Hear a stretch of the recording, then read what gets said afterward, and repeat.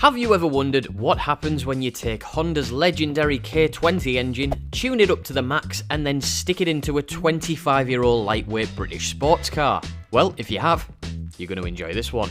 This beautiful S1 Exige has been given the Type R treatment. They weren't exactly a slouch from factory, but now it has nearly twice the power. Believe me when I say this thing shifts. Honda and Lotus have had a fair amount of success in the past, so surely this conversion is a match made in heaven.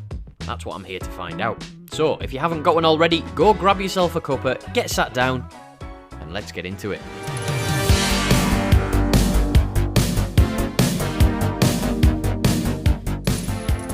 The Honda K-Series engine is known for its ability to make some serious power on the cheap. That's why a lot of people out there decide to use this hellish little 4-pot as the beating heart of their build. I've seen people K-swapping all sorts of vehicles in the past. RX-7s, BMWs and even mini trucks, but a K20 and a Lotus Exige S1? Well, it just sounds like they were made for each other, doesn't it?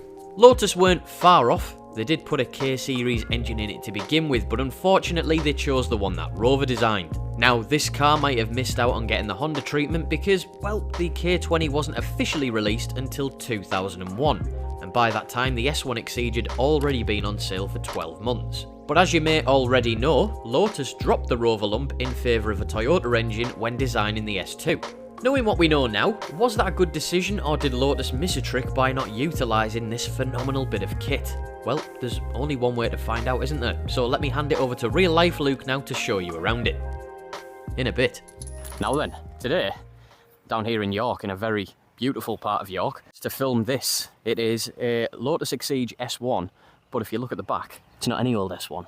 It's a Type R. It has K20 in the back of it. Spencer, who's sat over there, he doesn't want to be on camera, which is fair enough. Bought this car a couple of years ago. It has 306 brake horsepower to the wheels. It is an absolute flying machine. I've followed it down to this spot. When it goes, it squats down, and the flames that kick out the back of it is, yeah, it's phenomenal. We've got new suspension refurbed. We've got some very nice details on the inside of the interior. We've got a shifter from a S3, which is nice to know because that means it'll probably also fit in my car, and I do really like open shifters. These are probably a clue to the noise level you're going to experience when you're in this car. I'm going to take it out and we're going to get some rolling clips. First off, let me show you underneath this engine bay because surprisingly there's quite a lot of space in there.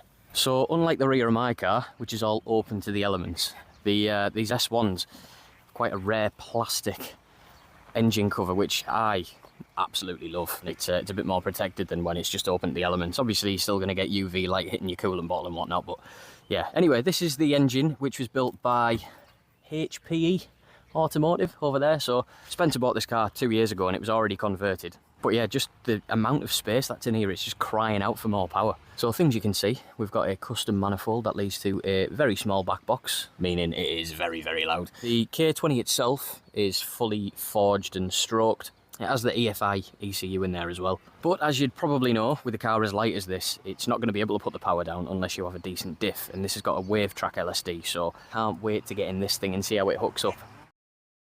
Now, similar to a standard Lotus, this conversion has been fitted with a cold limiter, so whilst the engine is under 70 degrees centigrade, you won't be able to rev it all the way up to 8,800 RPM, which is kind of what this Honda lump is known for, being able to withstand a little bit of limiter bashing. Whilst we wait for it to warm up, let me just run you through some of the facts and figures.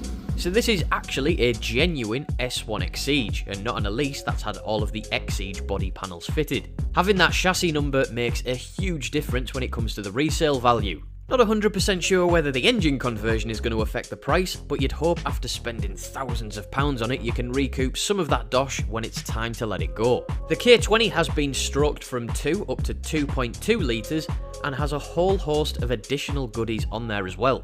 Clockwise motion throttle bodies, a baffled sump, fully forged internals, a custom manifold and exhaust which has been coated by 𝙁𝘼𝙾𝙀𝘽𝙊𝙁, and the all-important Pro Alloy radiator upgrade to keep everything nice and cool.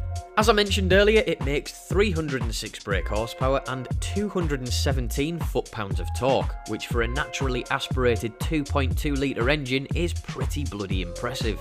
And now it's up to temperature, let's hear it rip past a few times, eh? Now,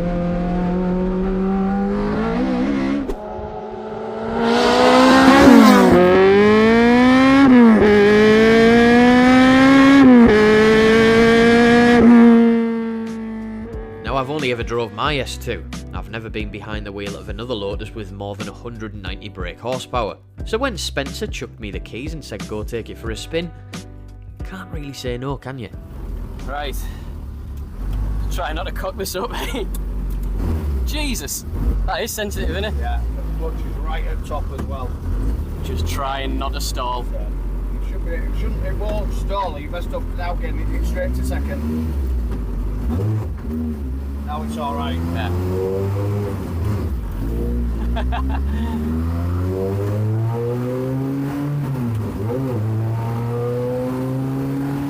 The pedal box closer together on one of these. Can I give it a go?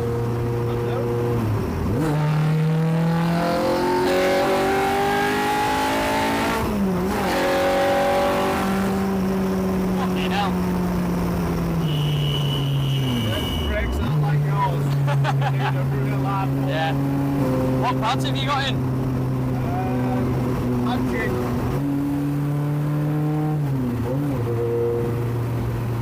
I feel like I'm 17 again and I've just passed my test. Just go for it. That's it. Oh, you've got it. Hey, you've done well. Help the big bloke. Sounds unbelievable. When do them cams kick in then? About 6. About 6. It sounds mint just now. Well, it'll pull cleanly now when you just put Yeah. your foot down. In 6 gear.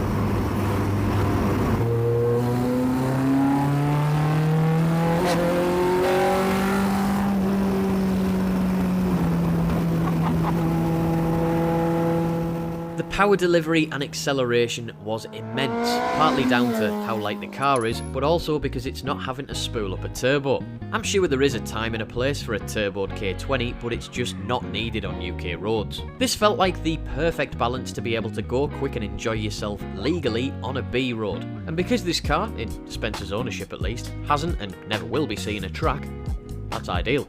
Now, if you're thinking of doing a K20 conversion on your Exige, you can obviously get in touch with Dan at 𝙁𝘆𝙾𝙄𝙊𝙆 Automotive, who built this one.